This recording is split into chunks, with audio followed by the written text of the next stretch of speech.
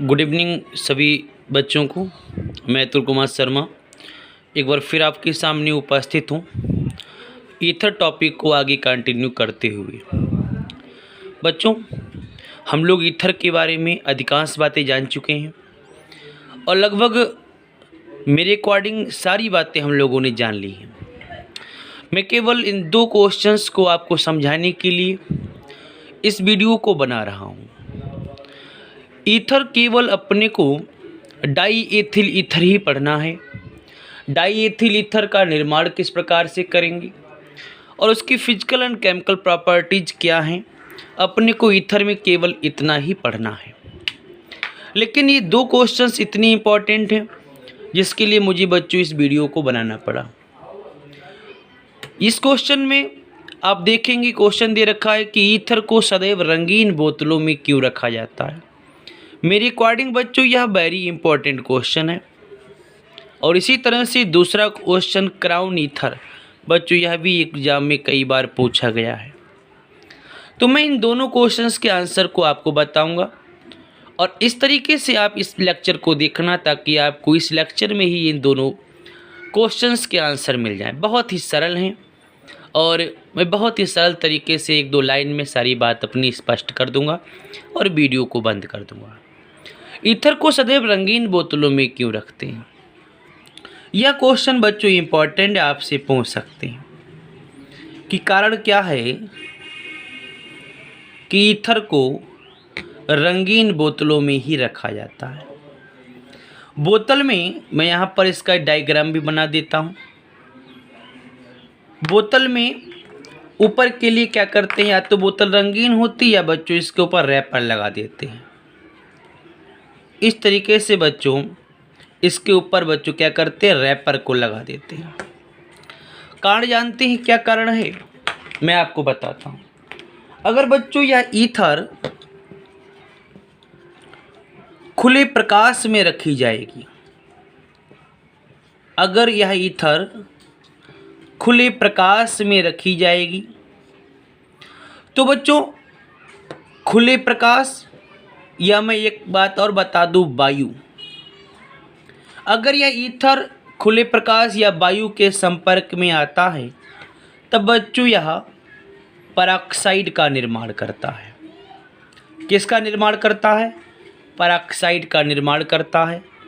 और जो पेरोक्साइड होते हैं इनकी जो प्रकृति होती है, जो इनकी प्रवृत्ति है बच्चों, वह विषैली होती है। कैसी होती है, विषैली होती है। ये पेरोक्साइड विषैले होते हैं, इसीलिए बच्चों ईथर को रंगीन बोतलों में रखते हैं ताकि पेरोक्साइड का निर्माण ना हो पाए। आई होप आप सभी लोग इसका आंसर जान गए होंगे कि ईथर को रंगीन बोतलों में क्यों रखा जाता है। रंगीन बोतलों में इसलिए रखते हैं ताकि ईथर खुले प्रकाश या वायु की उपस्थिति में पेरोक्साइड का निर्माण ना कर पाए। अगर बच्चों रंगीन बोतलों के स्थान पर सादा बोतल लेंगे तो ईथर तक प्रकाश सीधे पहुंच जाएगा और जब सीधे प्रकाश पहुंचेगा तो ईथर किसका निर्माण कर लेगा, पेरोक्साइड का निर्माण कर लेगा। क्लियर हो गई बात, सारे लोग इसका आंसर दे लेंगे कि ईथर को रंगीन बोतलों में इसलिए रखते हैं ताकि पेरोक्साइड का निर्माण ना हो। अगर रंगीन बोतलों में नहीं रखेंगे तो ईथर खुले प्रकाश या वायु की उपस्थिति में पेरोक्साइड का निर्माण कर लेगा और ये पेरोक्साइड की जो प्रकृति है वो कैसी होती है, विषैली होती है। चलिए हम लोग दूसरे क्वेश्चन की बात करते हैं। दूसरे जो क्वेश्चन है बच्चों क्राउन ईथर है। अभी क्राउन ईथर क्या है मैं आपको बताता हूँ। बहुत ही सरल तरीके से मैं इसका भी आंसर देता हूँ। क्राउन का मतलब जानते हैं, क्राउन का मतलब होता है ताज या फिर मुकुट। जो राजा महाराजा लोग अपने सर पर धारण करते हैं उसी ताज को इंग्लिश में क्राउन कहा जाता है। ये जो ईथर, क्राउन ईथर को हम लोग पढ़ने वाले हैं बच्चों, एग्जाम में एक बार पूछा गया था। ये जो क्राउन ईथर है वह चक्रीय रासायनिक यौगिक होते हैं। कैसे यौगिक होते हैं, चक्रीय रासायनिक यौगिक होते हैं। इनके नाम में हमने चक्रीय क्यों लगाया, क्योंकि ताज की बात इस तरह से ताज की भांति संरचना होती है। ताज की भांति संरचना में कई ईथर के समूह, बच्चों ईथर के कई समूह आपस में जुड़ करके एक अंगूठी की तरह संरचना बना लेते हैं। ये देखिए चक्रीय आकृति मैंने बना ली और इस चक्रीय आकृति में ईथर के कई समूह रहेंगे। और बच्चों ये किस तरह की स्ट्रक्चर बनेगी, एक अंगूठी की स्ट्रक्चर बन जाएगी। तो फिर से एक बार सुन लीजिए, क्राउन ईथर किसे कहते हैं, तो क्राउन को बच्चों ताज या मुकुट कहते हैं।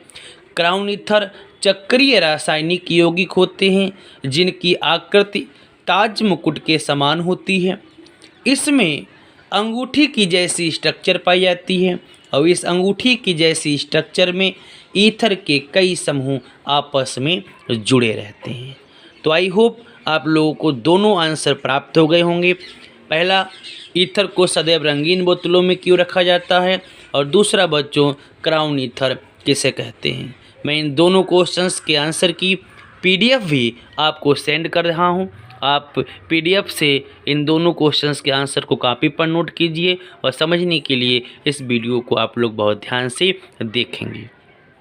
आज इस लेक्चर के साथ ही ईथर की जो टॉपिक है वो समाप्त होता है। हम लोग कल से नए टॉपिक की शुरुआत करेंगे और नया टॉपिक अपना बच्चों कौन से होगा, एल्कोहल होगा।